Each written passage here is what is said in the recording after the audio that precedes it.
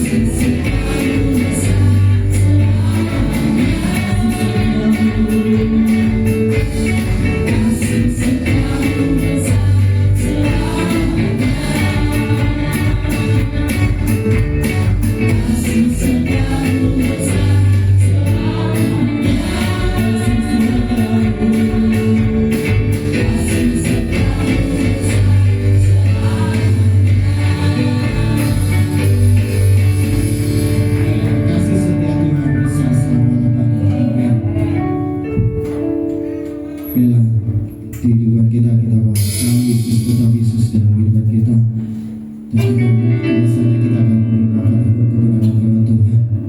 Kita mau siapkan kehidupan kita untuk menerima akan firman itu, biar firman itu dapat tertanam dan tumbuh di hati kita. Siapa Bapak Ibu sekalian berkunjung dalam keadaan apapun, kita mau tetap mengandalkan Tuhan dalam hidup kita.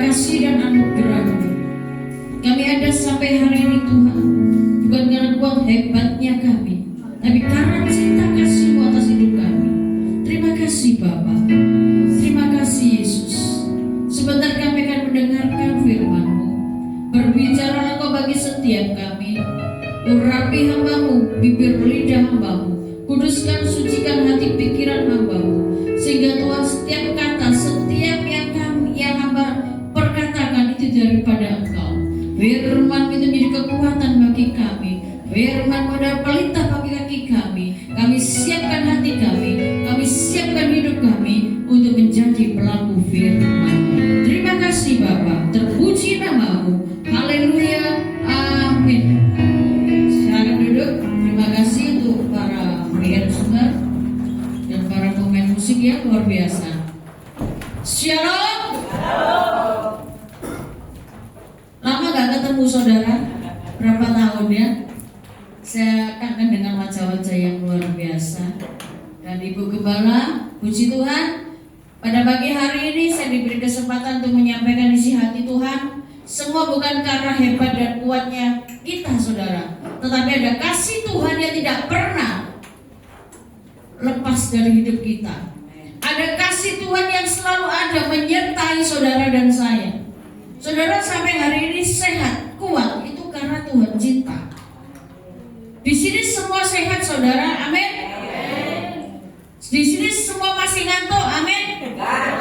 Puji Tuhan, berarti sudah nyantol saudara. Kalau amin berarti nggak nyantol saudara. Ya, puji Tuhan, kami di sini membawa tim yang cantik-cantik saudara. Kalau saya ngomong jelek nanti gak disampaikan sampai rumah saudara ya.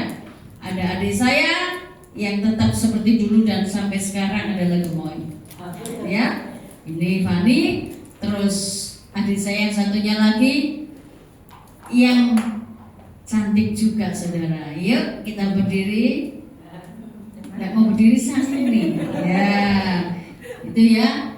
Terus ada seorang hamba Tuhan juga seperti saya juga pengkhotbah. Beliau adalah Ibu Agustin. Tolong berdiri ya. Puji Tuhan saudara, hari ini adalah hari yang sukacita, di mana kita memperingati kenaikan Tuhan Yesus. Betul? Seluruh dunia, seluruh umat Kristen, seluruh anak Tuhan sedang memperingati kenaikan Tuhan ke surga. Amin. Ada sukacita pada saat Tuhan naik ke surga, bukan dukacita lagi saudara. Ya, ada kematian, ada kebangkitan, dan ada kenaikan. Itu adalah tahap demi tahap Tuhan lakukan. Tuhan melakukan untuk kemuliaan Bapa, sehingga nama Bapa dimuliakan. Kenaikan Tuhan adalah sesuatu yang dahsyat luar biasa. 40 hari saudara, ya kita menantikan, yaitu hari Pentakosta. Betul? Hari Pentakosta ditunggu-tunggu. Bukan saja saudara dan saya, seluruh umat Kristen sedang menantikan apa yang namanya Pentakosta, yaitu hari pencurahan Roh Kudus. Amin. Saudara dan saya sedang menantikan sesuatu yang dahsyat, yang luar biasa, yang sudah menerima, yaitu Roh Kudus. Di sini siapa yang bisa berbahasa roh? Satu. Yang lain belum. Hari ini saudara, ya, hari ini nanti, mulai hari ini sampai 10 hari ke depan, saudara jika rindu mengalami, yaitu mengalami perjumpaan pribadi dengan Tuhan, mengalami yaitu sesuatu yang dahsyat, yaitu Roh Kudus turun atas hidup saudara, berbahasa yang baru, yaitu bahasa roh. Saudara terkasih, setiap orang pasti rindu apa yang namanya mengalami perjumpaan pribadi dengan Tuhan. Kita belajar tentang firman Tuhan pada pagi hari ini. Apa yang Tuhan mau berikan bagi saudara dan saya. Ya, saya beri tema Yesus terangkat ke surga. Memperingati hari ini Tuhan naik ke surga. Dia berangkat pada rumah Bapa di surga. Di dalam firman Tuhan kisah para rasul saudara, yaitu 1 ayat 9. Kisah para Rasul 1 ayat 9. Ya, bisa ditayangkan? Kisah para Rasul 1 ayat 9. Demikian firman Tuhan. Sesudah ia mengatakan demikian, terangkatlah ia disaksikan oleh mereka, dan awan menutupnya dari pandangan mereka. Hari ini adalah hari di mana Tuhan kita peringati, yaitu pada saat dia naik ke surga, yang disaksikan oleh murid-muridnya. Saudara, ini bukan sesuatu atau cerita yang hoax, saudara ya. Wah, benarkah Tuhan ada terus naik ke surga? Saudara, saya terlalu yakin dan percaya bahwa Yesus itu ada, bahwa Tuhan itu ada. Selama 3 tahun dia memberitakan firman Tuhan. Dia berjalan dari tempat satu pada ke tempat yang lain. Dia ada, saudara. Buktinya apa? Saudara terkasih, saya pernah ke Yerusalem. Saya pernah nampak kilas ke sana, yaitu saya datang ke tempat-tempat di mana Tuhan Yesus ada. Dia ada di situ. Dia mengajari murid-muridnya. Dia bersama murid-muridnya berjalan di atas air, dan itu semua nyata, saudara. Tidak ada Allah atau Tuhan yang seperti Yesus Kristus. Dia ada, dia nyata, dia naik ke surga dan disaksikan oleh banyak mata. Saudara terkasih, jika hari ini kita memperingati kenaikan Tuhan Yesus ke surga, itu bukan sesuatu cerita atau dongeng hoax, saudara, tetapi ini nyata. Ini nyata, saudara. Dia naik ke surga. Tujuannya apa, saudara? Ya, Tuhan Yesus Kristus naik ke surga untuk apa? Yang pertama, menggenapi janjinya. Janji Tuhan itu tergenapi. Janji Tuhan itu nyata. Tuhan naik ke surga itu untuk menggenapi janjinya. Yesus tidak pergi meninggalkan kita sendirian. Saudara dan saya hari-hari ini tidak sendirian, tetapi Tuhan selalu ada bagi saudara dan saya. Janji Tuhan adalah janji yang murni, bukan janji seperti manusia. Saudara dan saya sering berjanji, kan? Seperti dalam kau yang berjanji, kau yang mengingkari. Betul. Di sini nggak ada, yang ada di kutub utara. Kalau di sini janji pasti ditepati. Amin. Haleluya. Tuhan berjanji untuk apa, saudara? Dia tidak meninggalkan saudara dan saya sendiri sebagai yatim piatu, karena firman-Nya berkata dalam Yohanes 14 ayat 8. Yohanes 14 ayat 18. Demikian firman Tuhan. Aku tidak akan meninggalkan kamu sebagai yatim piatu. Aku datang kembali kepadamu. Saudara, ada sebuah janji Tuhan yang diberikan bagi saudara dan saya. Dia ke surga, dia berkata, engkau nggak akan kutinggalkan sendiri. Engkau tidak akan menjadi seorang yatim piatu, karena aku akan datang kembali. Dia berjanji datang kembali untuk menjemput saudara dan saya. Amin. Saudara sudah siap? Dipanggil Tuhan hari ini? Haleluya. Ayo yang siap mana? Angkat tangan. Ya. Yang siap dipanggil Tuhan hari ini? Ngomong gini, nganggur bu, tanggungannya akeh bu, di kolektor Senin datang bu, betul nggak? Atau gini, ojo bu, iki lo masa-masa yang indah bu, masa-masa yang indah itu apa? Lagi pacaran, ojo dipanggil dulu, betul? Anak Tuhan harus siap, saudara. Kapan Tuhan mau ambil dan bawa saudara dan saya, kita harus siap.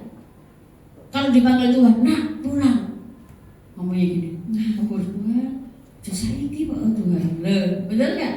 Saya pernah, saudara, mengalami hal yang demikian. Pada saat saya renovasi rumah ibadah saya duduk di dalam kamar saya, di meja kerja saya ngomong gini, Tuhan capek aku Tuhan.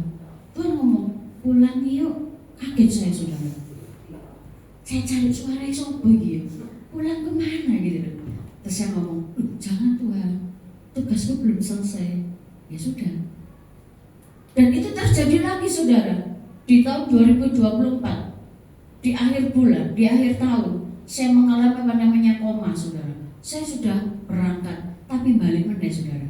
Ngicipi titik tok, saudara. Saya kira kan nampak saudara ngicipi. Tuhan ngomong balik, belum balik, saudara. Seandainya Tuhan nggak ngomong balik, saya di sana. Nah, ketemu saudara yang ganteng dan cantik. Hari ini, Setiap kita harus mempersiapkan hati, mempersiapkan diri untuk menghadapi apa yang namanya sebuah panggilan yang dahsyat. Ya, dipanggil itu sudah disiapkan tempatnya. Kalau saudara dipanggil berarti saudara sudah mendapatkan tempat yang indah di surga. Amin. Lantai yang emas, dinding yang emas. Loh, emas kabeh saudara. Jangan berebut emas saudara, percuma di sini. Oh, emas naik, beli semua, betul nggak? Percuma saudara kalau pulang nggak dibawa. Enakan yang ditinggali, betul nggak? Situ yang joget, kita yang di sana melongo. Berarti nggak boleh bu, loh, apa beli saja kalau punya duit, betul?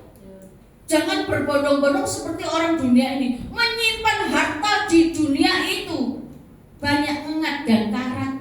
Kalau duit itu disimpan di bank hilang, kalau ditaruh bantal cokot itu lula usah repot gak? Makanya secukupnya, karena Tuhan berkata dalam firman-Nya, biarlah Tuhan kau berikan makanan minuman kami secukupnya. Kalau banyak saudara muntah-muntah. Begitu juga dengan harta, kalau sudah menumpuk bingung, mau pergi takut, mau pelayanan kok digarong, lu repot saudara.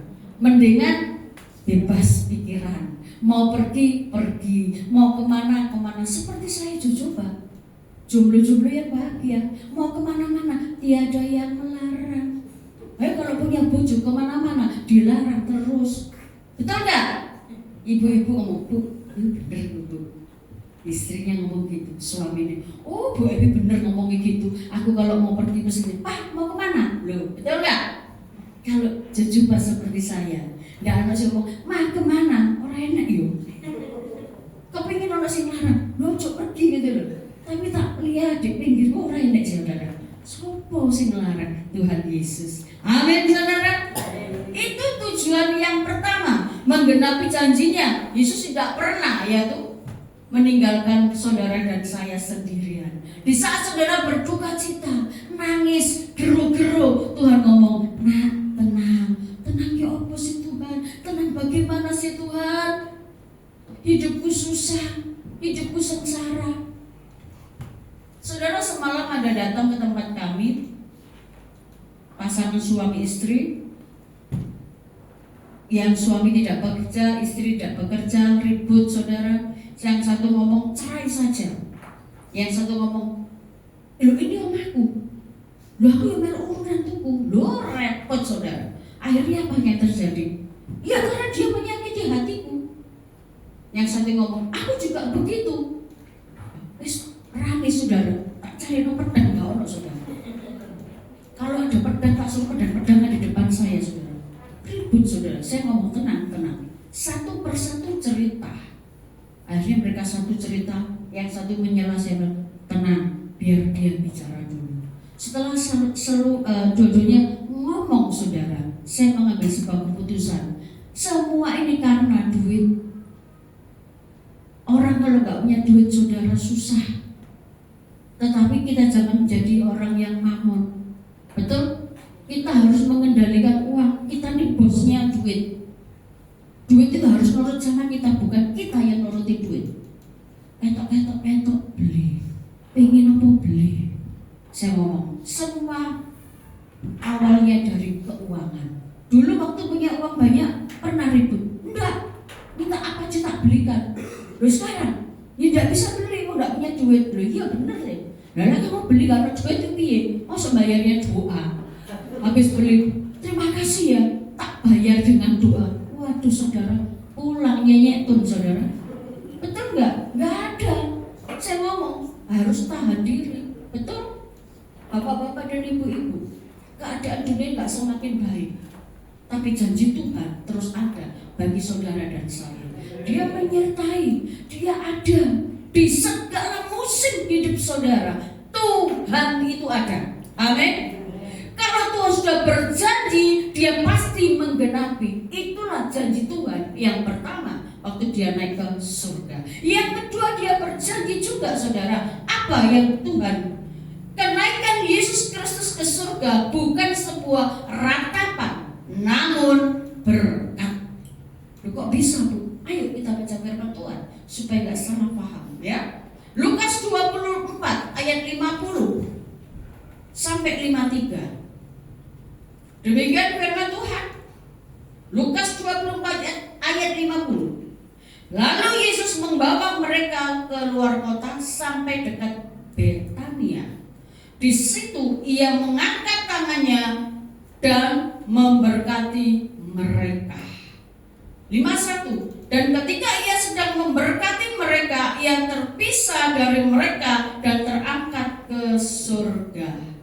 52. Mereka sujud menyembah kepadanya, lalu mereka pulang ke Yerusalem dengan sangat bersukacita. Dan yang terakhir 53. Mereka senantiasa berada di dalam bait Allah dan memuliakan Allah.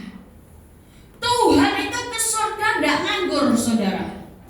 Ngapain ujuk-ujuk dia lahir, saudara? Dia lahir, dianiaya, dia mati, dia bangkit, dia naik ke surga. Itu bukan sesuatu yang saudara, nganggur. Tapi dia memiliki sebuah rencana. Kenaikan Tuhan berpisah dengan murid-muridnya bukan sesuatu yang mengerikan, yang menakutkan, tetapi dia membawa apa? Berkat. Kok bisa membawa berkat loh? Ini firman Tuhan loh. Dia ke surga, sebelum dia naik, dia memberkati para muridnya. Saudara dan hari ini tetap menerima berkat yang daripada Allah. Ada sukacita di dalam Tuhan. Kenaikan Tuhan ke surga bukan dengan ratapan, dengan air mata, tetapi kita mengucap syukur. Karena apa? Tugas dia di dunia ini, di bumi ini sudah terselesaikan di kayu salib. Tetapi bukan berarti selesai, enough, semuanya berhenti, tidak. Tapi dia akan datang kembali. Dia akan membawa saudara dan saya kepada kemuliaannya. Maka dari itu saudara jangan pernah takut menghadapi apapun. Berkat Tuhan itu selalu ada dan nyata di dalam hidup saudara dan saya. Amin. Saudara dan saya terima berkat setiap hari loh. Makanya saudara kalau bangun pagi 5 menit mengucap syukur. Duduk diam 5 menit mengucap syukur. Saudara dan saya bisa buka mata, bisa bernafas, bisa menikmati hari yang Tuhan sediakan. Bukan dengan air mata, saudara. Buka mata marah-marah, buka mata sudah benci dengan tetangga, dengan melihat mertua. Saudara bertobat. Ya, melihat Bu, mertuaku wis tuwek lho Bu, cerewet tapi kok gak mati-mati yo. Dosa loh saudara. Di sini ada? Nggak ada ya? Nggak ada ya? Nggak ada. Nah, betul. Saya nggak ngomong ya. Saudara yang ngomong, nggak ada yang ngaku loh. Aku Bu dikabir Bu. You know dikabir saudara. Ya, nggak mungkin saudara. Saudara pasti ngomong apa saudara? Wah mertuaku baik kok. Kalau sudah minggir mertuanya, cerita kok becek lu aku nela elek. Loh, aku nih kok bebek. Betul nggak? Betul. Aku gak melok Bu. Ya. Ya. Jadi buka mata, mengucap syukur dan menerima berkat dari Bapa di surga. Berkatnya apa? Saudara masih hidup. Makanya kalau lihat suamimu masih cerewet itu mengucap syukur dia sehat dan hidup. Lihat istrimu cerewet Bu, ngomong sehari itu berulang-ulang mengucap syukur. Tuhan terima kasih ya Tuhan. Istriku cerewet itu berarti masih sehat. Sehat lambene Tuhan. Dan dia masih hidup. Bayangkan kalau sudah diam di ICU saudara. Saudara paling ngomongin Tuhan. Kalau memang diambil dan cepat diambil Tuhan, duitnya entek itu kan betul nggak? Saudara yang terkasih, berkat Tuhan tidak terputus. Berkat Tuhan selalu mengalir dalam kehidupan saudara dan saya. Makanya Tuhan naik ke surga memberkati. Sebelum dia berangkat ke surga, dia melepaskan berkat bagi setiap orang dan saudara serta saya. Berkat itu terus mengalir dan tidak pernah berubah. Kalau saudara percaya hari ini ada karena berkat Tuhan melimpah. Jangan pernah saudara mengatakan hidupku susah, aku gak bisa apa-apa, aku gak punya duit yang berlebihan. Cukupkan sudah saudara. Ya, Tuhan ngomong sudah kasih karuniaku. Dan saudara ngomong, cukup, segala yang aku terima cukup. Jangan ngomong Tuhan kurang, Tuhan kurang, Tuhan kurang. Kalau digerujuk saudara tidak akan bisa terima, muntah-muntah. Makanya terima berkat itu. Tuhan, aku bersyukur. Seberapapun yang kau berikan, aku bersyukur. Karena berkat itu membuat saudara dan saya hidup sampai hari ini. Betul? Jangan pernah mengeluh keadaan saudara dan saya. Semua orang saat ini sedang mengeluh bagaimana keadaan dan kondisi kehidupan ini. Banyak orang yang mengeluh, Tuhan kok begini, Tuhan kok begitu.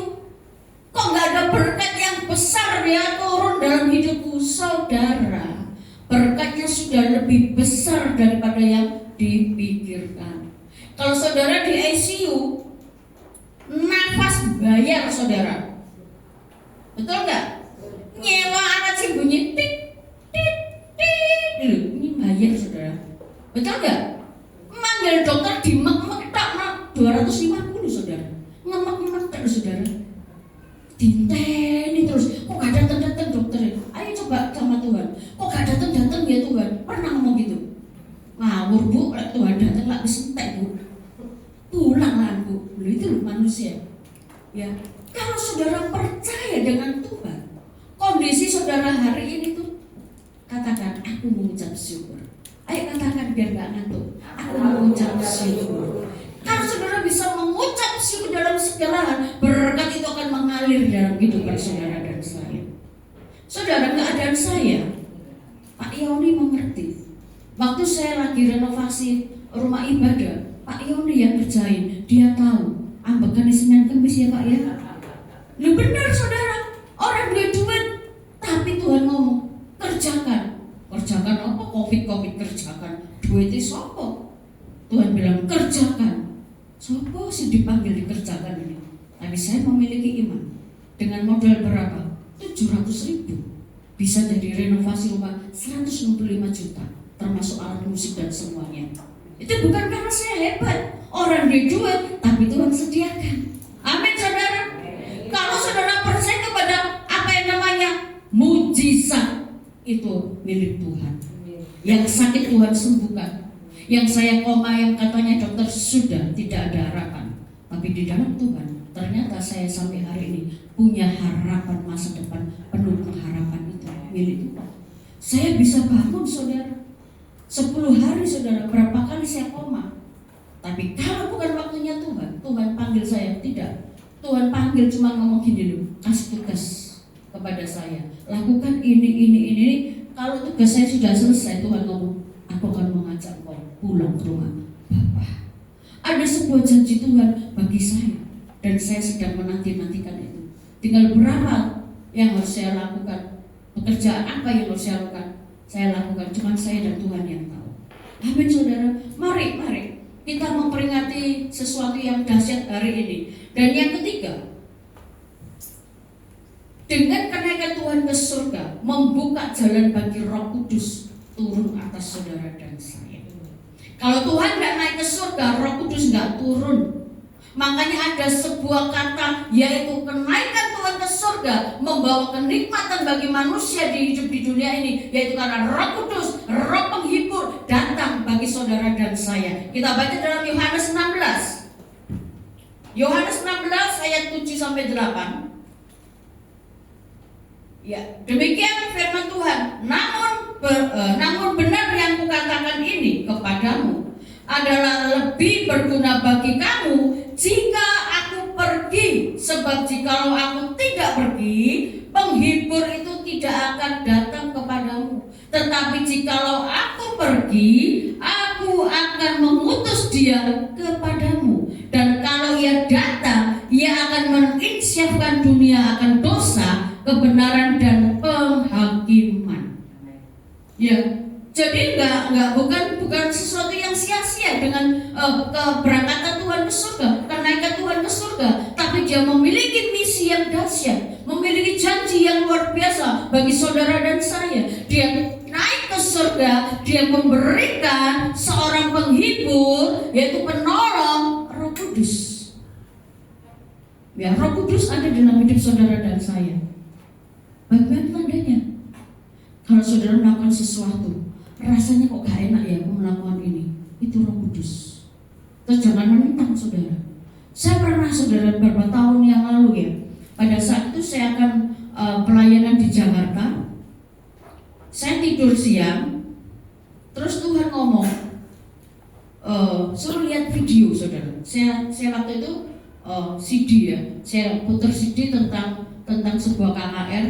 Saya lihat, terus saya ngomong ini, Tuhan, saya mau ambil laundry. Tuhan bilang, duduk diam. Terus, ambil laundry dulu. Duduk diam sampai 3 kali. Yang terakhir saya tetap keluar, saya ambil helm sama adik saya, motor. Tuhan ngomong gini, duduk diam. Ya sudah, nanti saya duduk diam Tuhan. Begitu saya berangkat saudara, saya berangkat pertama, balik aman saudara. Keluar lagi laundrynya berbuka, saya balik lagi. Di situ saya mengalami sebuah kecelakaan saudara. Saya ditabrak motor saudara. Saya nggak bisa loncat, adik saya nggak tahu kemana. Saya terjatuh dan kaki saya ini tertindih motor saya pas di knalpot saudara. Jadi kaki saya itu merah padam saudara. Dan itu saya salah kepada Tuhan, tidak mau taat kepada Tuhan. Jadi saudara, karena saya sudah janji dengan di Jakarta untuk pelayanan, dan saya tetap harus berangkat dengan kondisi yang sangat tidak baik. Saya tidak bisa berjalan dan saya jalannya nyeret saudara. Karena apa? Ketidaktaatan. Roh Kudus sudah mengingatkan saya, tapi saya nggak mau ingat. Saya berangkat dengan sangat tersakitkan. Saya ke Jakarta harusnya 5 hari, saya jadikan 3 hari. Saya cepat pulang dan operasi saudara. Itulah yang dikatakan Roh Kudus itu Roh penolong. Roh Kudus berbicara bagi saudara dan saya. Kalau ada sesuatu yang di hati saudara tidak nyaman, itu Roh Kudus sedang berbicara. Jangan pernah menantang, ya. Roh Kudus itu Roh penolong. Dia diberikan Tuhan cuma-cuma bagi saudara dan saya. Roh Kudus adalah Roh penghibur, Roh penolong bagi saudara dan saya. Tetapi sering kali saudara dan saya itu tipe orang ngeyelan, betul? Siapa yang suka ngeyel? Siapa di sini yang ngeyelan? Oh, ngeyel itu is the best bu. Terus main. Ngeyel itu enak bu. Iya, terus main. Nanti kalau Roh Kudusnya sudah pergi, jadi Roh Kudus saudara. Orang iso apa-apa tolak gak ngerti. Maka itu saudara, Tuhan itu cinta banget. Dia mengasihi saudara dan saya. Cintanya tak terukur, cintanya sungguh luar biasa. Makanya dengan apakah aku dapat membalasnya? Ya duduk diam melayani Tuhan, duduk diam berdoa, duduk diam apa? Mendoakan orang lain supaya Roh Kudus kerasan. Ojo ada Roh Kudus senengane ngerasani. Kita buat Roh Kudus itu kerasan dalam hidup saudara. Kalau Roh Kudus kerasan, artinya hidup saudara itu ada dalam kendali Tuhan. Kalau hidup saudara suka ngerasani, ngenggosip saudara, Roh Kudus tidak mau ngilani katanya. Ya, ayo saudara, Tuhan bukan Tuhan yang biasa, tapi Dialah Tuhan yang luar biasa. Amin saudara. Itu yang Tuhan mau, yaitu dalam membuka jalan bagi Roh Kudus, agar Roh Kudus tinggal dalam saudara dan saya. Saudara, Yesus naik ke surga supaya Roh Kudus turun atas kita. Tanpa kenaikan maka tidak ada Pentakosta, betul? Ya, adanya Pentakosta karena Tuhan ke surga. Artinya Yesus sekarang tidak terbatas dan Dia hidup di dalam setiap orang percaya. Saudara dan saya adalah orang-orang yang dikasihi, orang yang percaya kepada Tuhan Yesus, betul? Orang yang setia kepada Dia, amin. Ya, dan yang keempat, saya sampai jam berapa ibu? Aduh bu, tolong Ya, kalau jam 1, aduh, aku minta kopi Bu. Ya, karena kan Tuhan memberi kita yaitu misi dan tugas. Betul kan? Tuhan naik ke surga, terus saudara enak lenggang kangkung. Anak-anak Tuhan enak wis kalau Tuhan wis beres. Enggak saudara, enggak ada Tuhan, tapi ada Roh Kudus. Sehingga Tuhan mengatakan apa? Aku memiliki misi untuk kamu lakukan. Aku punya tugas untuk engkau lakukan. Saudara dan saya diberikan Tuhan misi dan tugas. Apa yang saudara lakukan? Apa yang saudara tindak lanjuti dari kebangkitan dan kenaikan Tuhan? Kita baca di dalam firman Tuhan, yaitu di dalam Kisah Para Rasul 1 ayat 8. Yang pertama gini saudara, yang Tuhan berikan kepada kita misi, yaitu Kisah Para Rasul 1 ayat 8. Tetapi kamu akan menerima kuasa kalau Roh Kudus turun atas kamu, dan kamu akan menjadi saksiku di Yerusalem dan di seluruh Yudea, Samaria, sampai ke ujung bumi.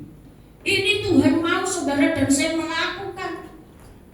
Tuhan rindu setiap keluarga, setiap anak-anak Tuhan memiliki Yesus dalam hidupnya.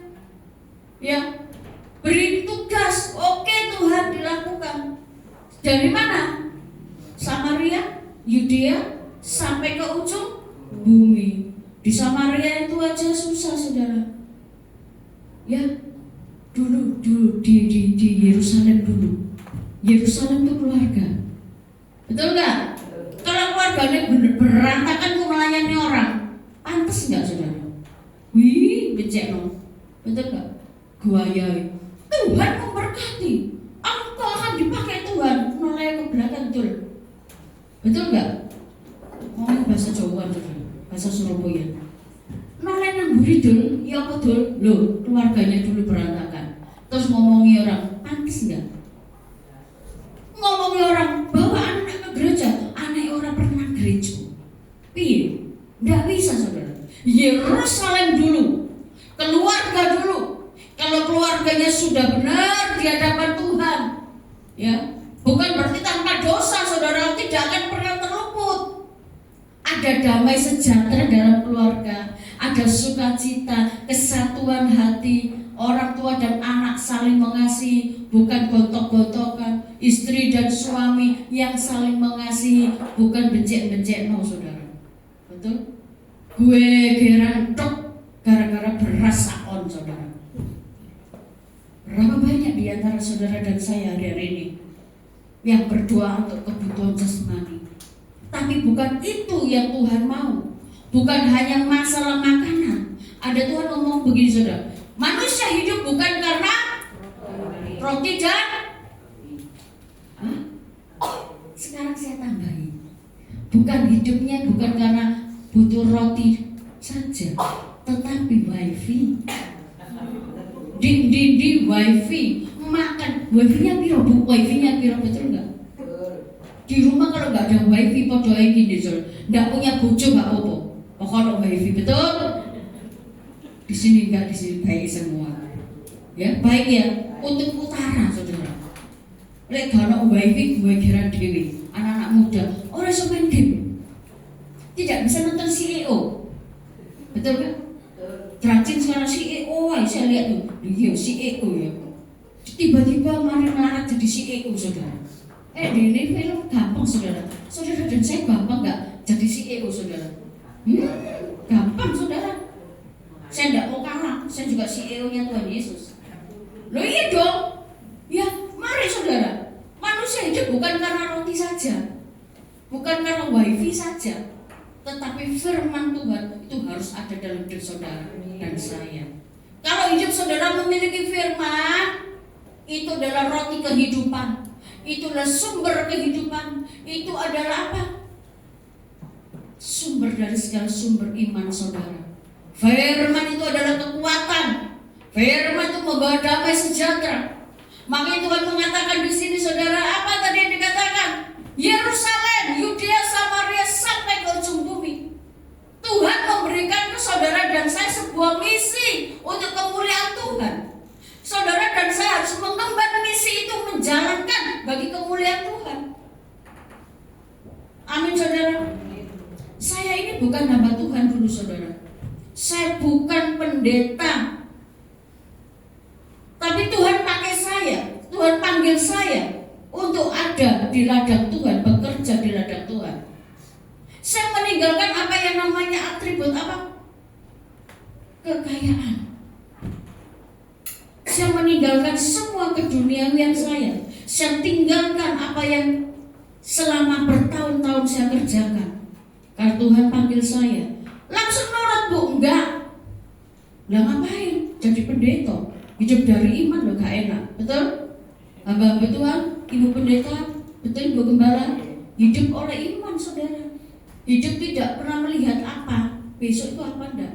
Percaya walau tidak melihat, itu hamba Tuhan. Saudara harus belajar percaya walau tidak melihat. Piye carane bu? Wis pokoke manut sama Tuhan. Hari esok apa? Wis ora tahu. Yang penting pegang Yesus. Nggandol Gusti. Iso ora iso kudu iso. Gusti Yesus sing beresi. Lha wis lah, itu lagu saudara. Bisa nanti kita nyanyi ya. Iso ora iso kudu iso kudu iso. Lha ya apa kudu iso? Pokoke iso ngono.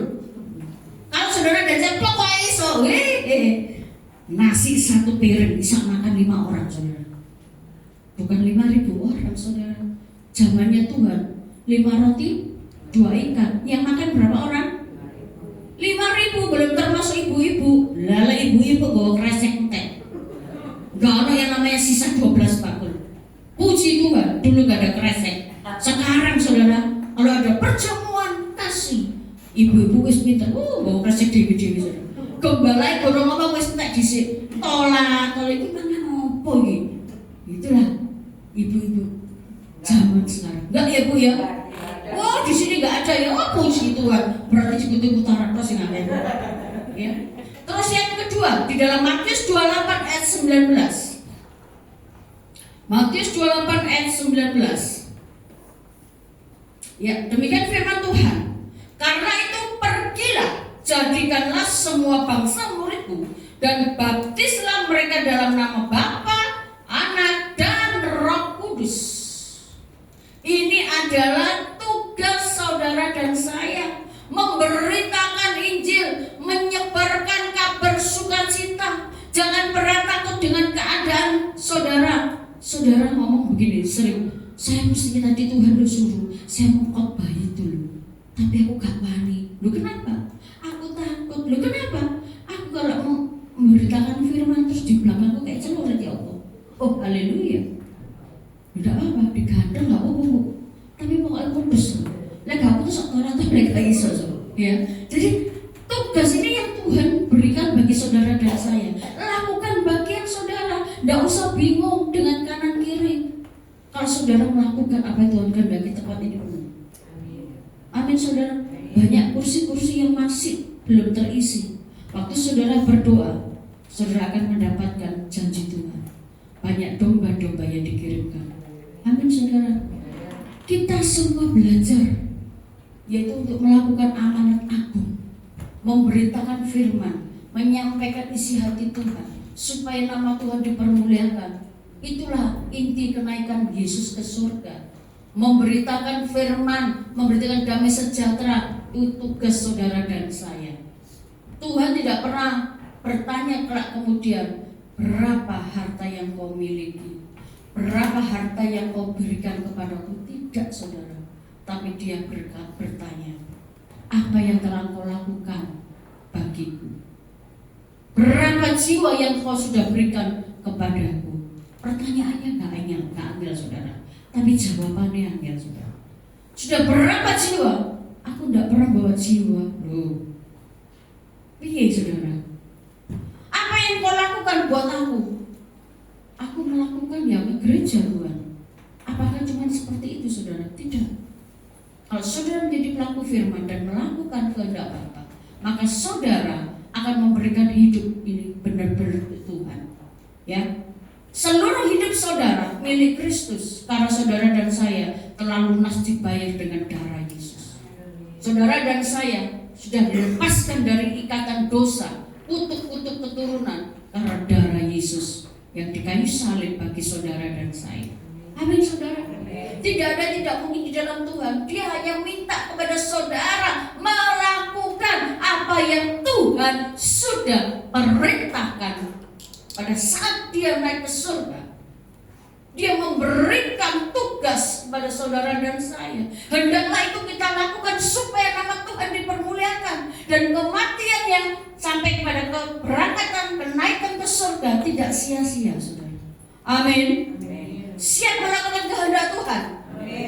Satu orang membawa satu jiwa. Penuh tempat ini. Saya terlalu yakin dan percaya semua ada Roh Kudus dalam hidup saudara. Anak-anak muda, lakukan bagian. Layani Tuhan dengan segenap hatimu. Engkau bisa di mana? Di ladang Tuhan. Apa? Engkau bisa main musik, lakukan untuk Tuhan. Engkau bisa main gitar, lakukan untuk Tuhan. Itu adalah sebuah pelayanan. Saya nggak bisa main musik, saya nggak bisa main ini. Oke, Aser di sini butuh anak-anak muda. Ada berapa ratus ribu di sini anak muda? 1 juta. Puji Tuhan. Berapa anak muda? Luar biasa loh. So, kalian ini adalah anak-anak muda, generasi penerus. Ya, ikuti jejak orang-orang tua di tempat ini. Jangan kau membawa hidupmu kepada hal-hal dunia. Jangan kau terbuai oleh keadaan dunia yang menjanjikan tetapi akan membawa kepada kebinasaan. Saudara dan saya di sini percaya bahwa kematian Tuhan yang ada di kayu salib 2000 tahun yang lalu, dia mengangkat, memikul salib ini. Berapa beratnya? 150 kilo, saudara. Saudara suruh ngangkat, gak kuat. Tuhan pada saat-saat tertentu dia terjatuh. Dan 3 kali dia terjatuh. Ada anak Pak Tilas itu, dia membawa salib itu terjatuh. 1 kali, dia naik lagi 1 kali. Berapa kilo saudara dia harus melewati? Yaitu yang disebut apa saudara? Salib apa? Pikul salib. Saya waktu di Israel, saya ditunjuki oleh kainnya. Oh di sini Tuhan jatuh sekali. Terus dia jalan lagi, di sini dia jatuh. Naik saudara jalannya, dia jatuh. Di situ kita harus mengerti pengorbanan Tuhan. Di kayu salib dia mengangkut segala sakit penyakit saudara dan saya. Di kayu salib ini dia mengangkat dosa-dosa saudara. Ya, dia kaya rela menjadi miskin buat saudara dan saya. Maka itu saudara, kita melakukan bagian kita supaya nama Tuhan dimuliakan. Amin. Saya undang pemain musik WL Singer.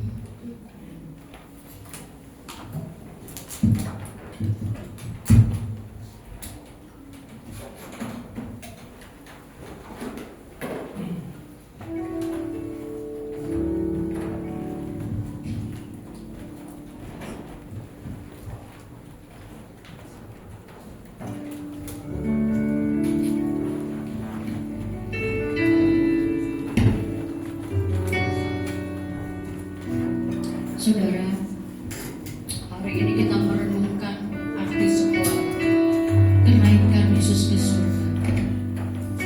Ya, karena salib Tuhan, saudara dan saya diselamatkan. Karena pengorbanan Tuhan, saudara dan saya ada sampai hari Yesus. Karena kasih Tuhan, dia merelakan hidupnya, dia merelakan tubuhnya dicabut. Dia relakan semua karena salibnya. Dia mau saudara dan saya mengalami damai sejahtera, berkat yang melimpah. Ora syakala mata dia lupa. Yes.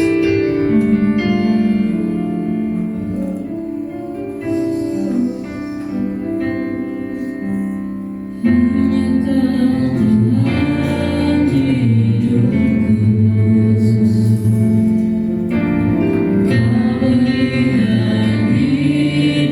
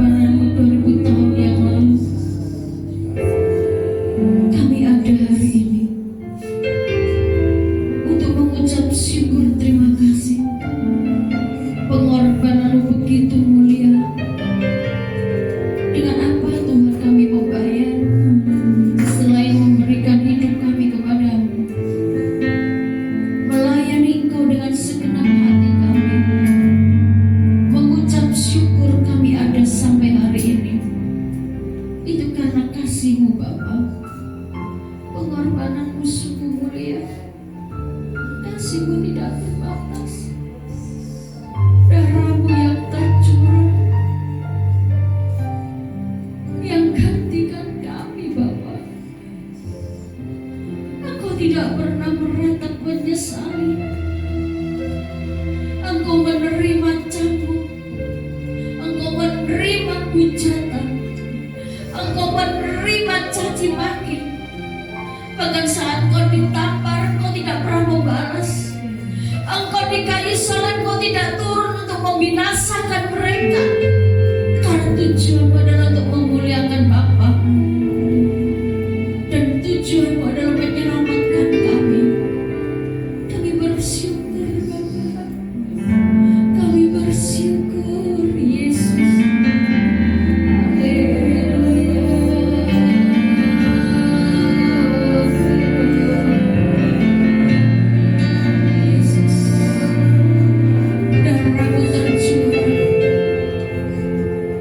Dengan bilur-bilur-Mu Kau menyembuhkan, dengan bilur-bilur-Mu Tuhan Kau menyelamatkan. Kami hanya bisa bersyukur dan mengucap syukur. Engkau Bapa yang baik, Engkau Tuhan yang begitu mengasihi setiap kami. Kami bersyukur Bapa. Terima kasih, terima kasih Tuhan. Bapak, terima kasih untuk pagi hari ini. Hamba telah menyampaikan isi hati-Mu.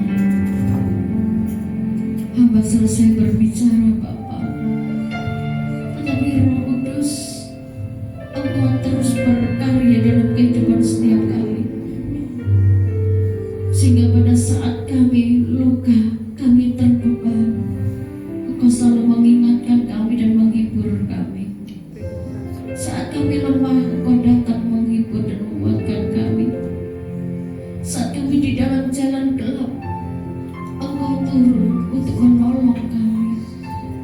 Pada saat kami sakit Tuhan, maka Engkau, Roh Kudus, Engkau menyembuhkan kami.